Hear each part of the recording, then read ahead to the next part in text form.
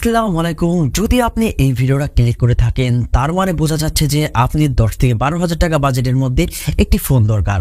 আর যদি অরিজিনালি আপনি 10 থেকে 12,000 টাকা বাজেটের মধ্যে একটি ফোন কিনতে চাইতেছেন তাহলে অবশ্যই আজকের এই ভিডিওটা ফুল দেখবেন, কারণ আজকে আমি যে ফোনটা নিয়ে আপনাদের সাথে আমি আলোচনা করব এই ফোনটা কিন্তু ভাই বর্তমান বাজারে ভাই খুবই ভালো চলতেছে। আপনারা বর্তমানে আমার সামনে দেখতেছেন Xiaomi ব্র্যান্ডের একটি ফোন Redmi 12c। আর এই ফোনটা ভাই বর্তমান বাজারে ভাই সেই লেভেলে চলতেছে, কারণ এই ফোনটির মধ্যে আপনি প্রায় 3টে ভেরিয়েন্ট পাবেন এবং এই 3টা ভেরিয়েন্টের ভাই যে প্রাইজের মধ্যে আপনারা পাবেন ভাই কি বলবো ভাই মাথা নষ্ট।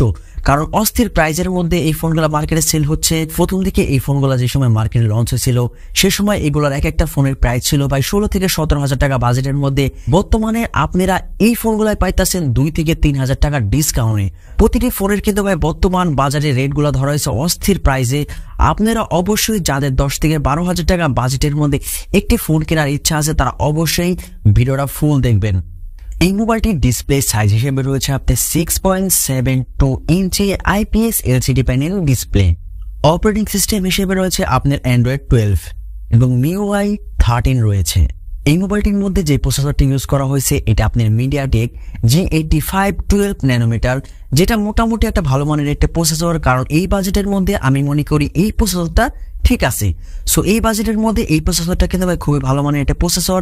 সো টুকটাক কিন্তু গেমিং কিন্তু ভাই আপনি এই ফোনটিতে করতে পারবেন। এবং এই মোবাইলটিতে আপনার ডুয়েল ক্যামেরা সেটআপ রয়েছে। মেইন শটার রয়েছে আপনার 50 মেগাপিক্সেল, তারপর একটা রয়েছে আপনার 0.8 মেগাপিক্সেলের ডেপথ ক্যামেরা। এই মোবাইলটির ব্যাক ক্যামেরা দিয়ে কিন্তু আপনি ভিডিও রেকর্ডিং করতে পারবেন 1080p 30 fps দিয়ে। সেলফি ক্যামেরা হিসেবে রয়েছে আপনার 5 মেগাপিক্সেল এবং সেলফি ক্যামেরা দিয়েও কিন্তু আপনি ভিডিও রেকর্ডিং করতে পারবেন 1080p 30 fps দিয়ে। এবং মাইক্রো USB 2.0 রয়েছে, কিন্তু ভাই টাইপ সি চার্জিং পোর্টটা দিলে আরো বেশি বেটার হইতো। এই মোবাইলটিতে কিন্তু আপনি ব্যাক সাইডে ফিঙ্গারপ্রিন্ট সেন্সর পেয়ে যাবেন। যদি ভাই সাইড মাউন্টেন ফিঙ্গারপ্রিন্ট সেন্সর দিতে তাহলে কিন্তু আরো বেশি বেটার হইতো, একটু ভাই নতুনত্ব থাকতো।